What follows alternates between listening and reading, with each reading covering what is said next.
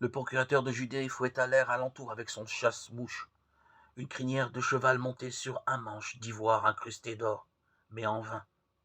Ces créatures infimes possédaient la ténacité de la haine qui se masque de légèreté. Elles étaient comme la rumeur qui lui avait ennui, insaisissable mais venimeuse. 15 ou 20 de ces insectes sortis des gémonies bourdonnaient dans la pièce. L'un d'eux se posa sur l'épaule, nu et basané du dignitaire, et il la chassa d'une chiquenade. Une autre se posa sur sa joue avec l'intention évidente de parvenir à l'œil, et il tenta de la tuer d'une claque, mais en vain. Il releva alors la tête courroucée, une tête compacte, crâne rasé, masque au méplat abrupt, organisé autour d'un nez busqué et fort, luisant, bouche mince et mobile, petits yeux bruns, vigilants malgré l'âge, 47 ans.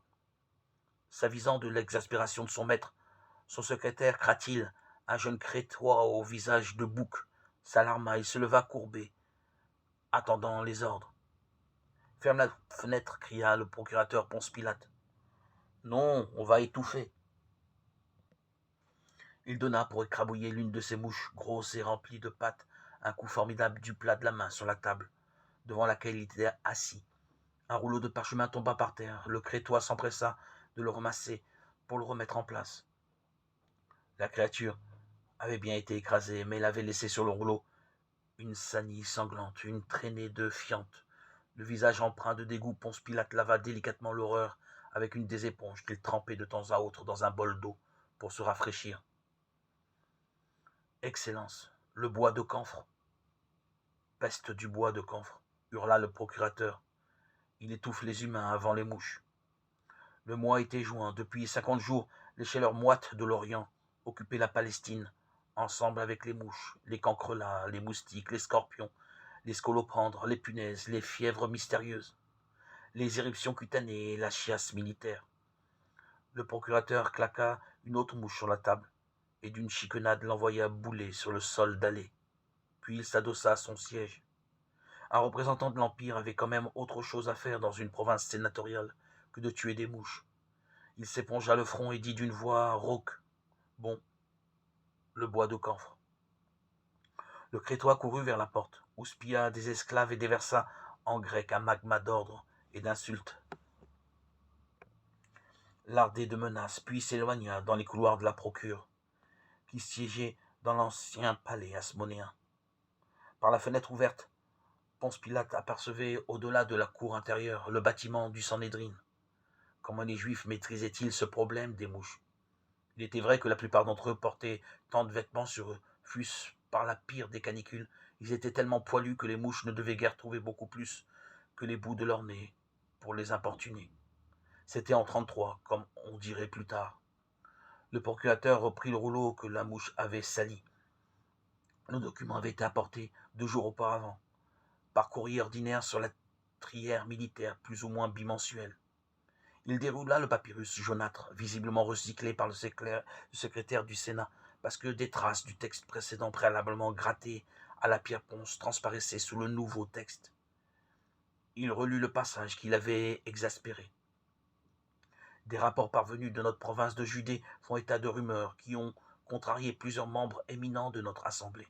Selon ces rumeurs, un certain Yeshua, crucifié en avril, avec d'autres agitateurs zélotes, serait sorti du tombeau 3 jours après avoir été inhumé.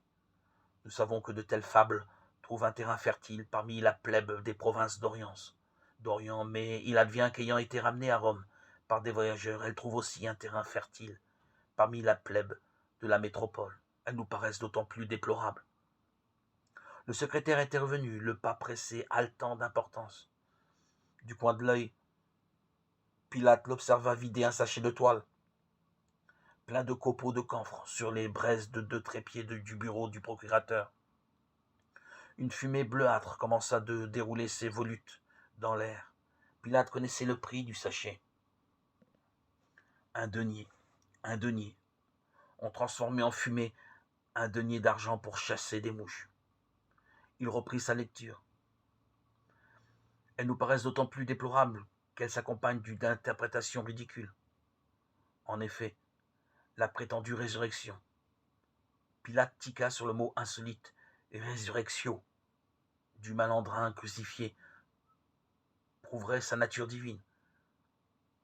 Ces rumeurs sont parvenues aux oreilles de l'empereur qui s'inquiète de l'agitation déjà relevée par nos espions, non seulement hors les murs, mais jusqu'à Ostie et dans les quartiers commerçants le long du Tibre, où les Juifs abondent. Les fumées du camphre envahirent la grande pièce. Pilate soupira et se résigna à respirer cette senteur trop lourde, comme tout ce qui touchait à l'Orient. D'ailleurs, parfum ou puanteur, saveur ou sensation, alertés par les fumeurs ennemis, les mouches s'énervèrent furieusement. Cela s'entendait. L'une d'elles s'abattit sur le bureau du procurateur et se tortilla dans des convulsions spasmodiques et bruyantes. Il s'inclina avec curiosité et satisfaction, mélangées pour observer l'agonie de cette créature décidément hideuse. Pour un peu, Pilate se fut lassé et laissé entraîner à croire aux superstitions des Juifs, celles qui racontaient qu'il existait dans le monde des esprits malins. Mais les Romains ne croyaient-ils pas eux aussi à l'existence des lémures, ces semi-créatures infernales qui se glissaient dans les maisons des vivants par esprit de vengeance? Le camphre paraît plus efficace aujourd'hui, dit Pilate. J'y ai ajouté du chrysanthème, répliqua le Crétois. C'est radical. Pilate s'expliqua alors le filet d'odeur amère qu'il avait discerné dans les fumées. Elles sont plus nombreuses aujourd'hui à cause des ordures que les gens d'en face ont entassées dans le cœur, continua le Crétin.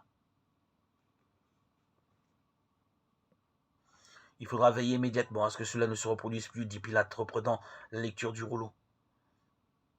Rappelle-moi de faire demander par la questure que les ordures soient enlevées tous les jours à l'aube et emportées à la grande décharge, hors les murs, où elles seront mises à brûler. Les gens d'en face, le Sanhédrin, fallait-il que l'espace fût compté dans cette ville pour qu'il en fût réduit, lui, le représentant de l'Empire, à partager l'ancien palais hasmonéen avec ses gens? Il réduisait ses rapports avec eux autant que faire se put.